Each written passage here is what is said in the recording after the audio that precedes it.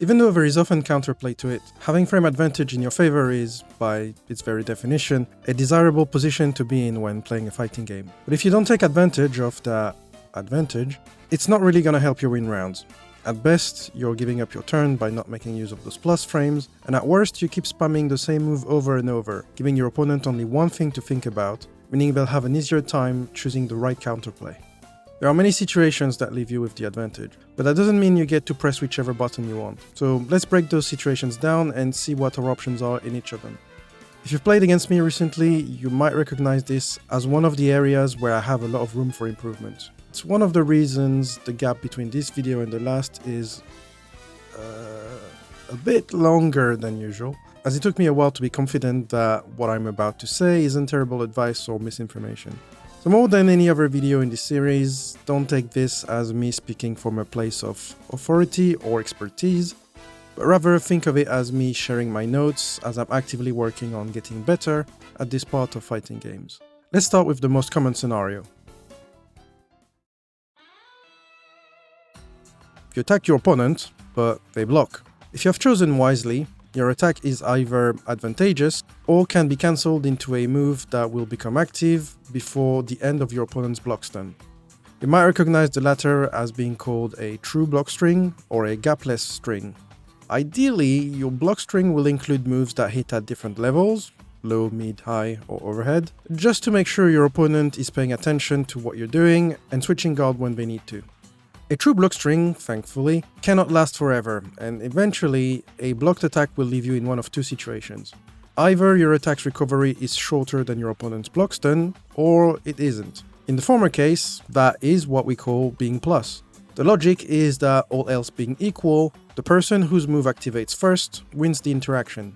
But as I mentioned earlier, looping your fastest plus on block move without regard for your opponent is a recipe for disaster, as not only your offense is predictable, but by nature, a frame trap has a gap, so it's vulnerable to invincible reversals and other defensive options. Fortunately, favorable frame advantage has more uses than simply frame trapping your opponent.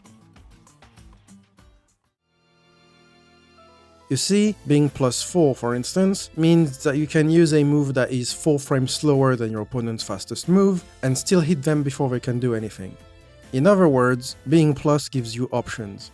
If each of these options require different responses from your opponent to guard effectively, you've put them in what we call a mix-up situation. Depending on which moves are at your disposal at that point, the situation might have more specific names such as strike throw, RPS for rock paper scissors, left-right or high-low mix-up, but they're mix-ups all the same. Or at least they would be if you actually varied which options you use. The main idea of a mix-up is to put your opponent in a situation where the next move, and therefore the correct response, is either very difficult to react to or nearly impossible to predict, forcing them to guess. But the thing is, if you always throw rock, the opponent never needs to guess. So every time you set up that specific mix-up situation, you have to switch things up. You could try to be random, although chances are a pattern will emerge even without you realizing it. Or you could make a decision based on the information you get from observing your opponent. If they try to mash out of block stun, frame trap them. If you notice that they tend to respect your plus frames and just keep blocking, you could either try to throw them or delay your next attack a little bit to tempt your opponent into pressing a button, causing them to get counter hit. Delay timing probably deserves its own video, and it's something on which I still have a lot of learning to do, so I won't go into details for now. If they anticipate a throw and try to take it, you could shimmy backwards and we've punished them. If they try to fit a reversal in that gap, you could do nothing, as in stop your string, block, and wait for them to throw a punishable move and end them for it. The idea then is to keep doing the thing that works until your opponent adapts to it, at which point you do the thing that beats the thing that beat your first thing until they adapt again, and then you do the thing that beats that counterplay, and so on.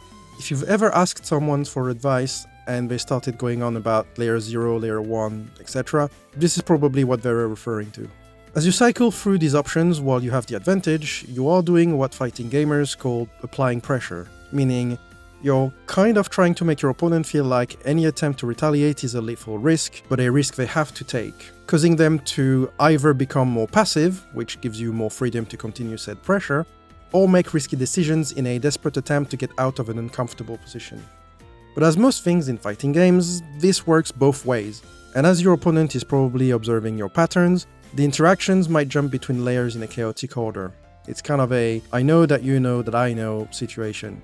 This is why offense isn't just something you inflict on your opponent, it's a conversation with them. Every time you use one of your pressure options, you're also reminding your opponent that this is a thing you can do and which they have to keep in mind.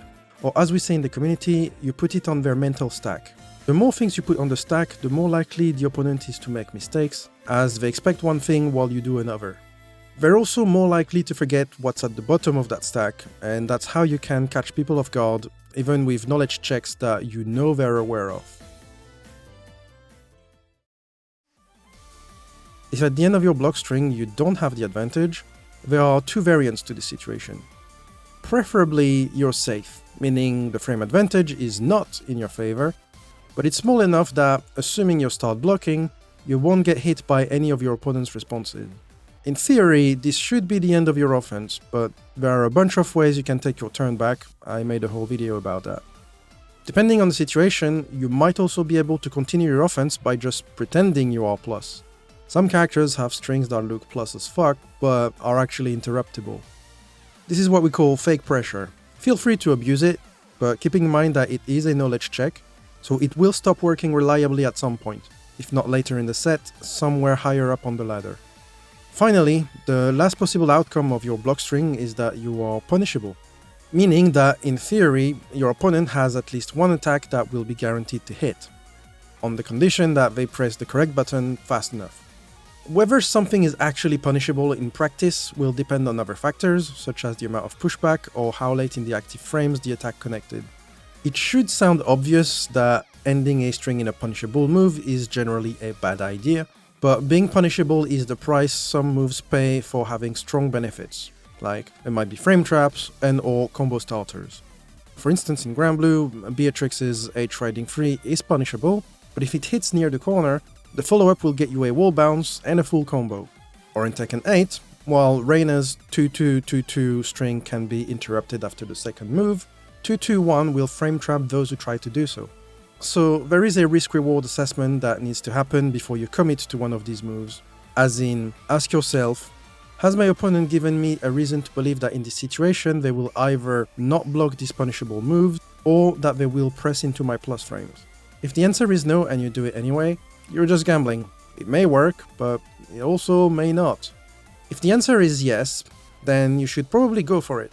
But this might be the one time when your opponent finally adapts. There is almost always a risk, and sometimes the gamble didn't pay off. It's okay, as frustrating as it may be. These are the kind of moves that are good to use once they have popped out of your opponent's mental stack, especially if they're not reactable. Finally, there is another situation where most of the time you are plus, and that's when your attack hits an opponent. The logical next step is, as you might expect, to continue hurting your opponent by stringing attacks together in what we know as a combo. The act of taking that first hit and turning it into a combo is often called a conversion, and that first hit will be the combo starter. As I mentioned in a previous video, the more damage you do in a single combo, the less often you have to win the neutral game, aka one of the most difficult phases of the game. We'll often hear people referring to that combo damage as the reward for that conversion. Depending on what attack you started your combo with, you might get more or less reward. Some attacks don't really combo into anything saucy, as some might say, but that doesn't necessarily mean that the move is a bad one, because as I said earlier, being plus gives you more options, and that works the same way on hit as it does on block. But it also takes options away from your opponent, or at least makes them ill-advised, which means you don't really have to keep those in your mental stack, simplifying your decision making. In conclusion, while plus on block moves are very important tools, they're just that, tools, and how effective they are at helping you win depends on what you do with them. And even then, they're only part of what makes a good offense. If I were to teach my past self this topic, this is what I would say. Offense is a two-player game, and your goal is to make your opponent fuck up. For that, you need to probe their behavior with pressure sequences. For that, you need to mix them up and or screw with their rhythm. For mix-ups, you need plus frames and varied attack patterns. Your opponent needs to be worried about what you might do next. However, if it ain't broke, don't fix it. Don't vary things for the sake of it if your opponent keeps falling for the same traps. Now, let's see if my current self can put this advice in practice.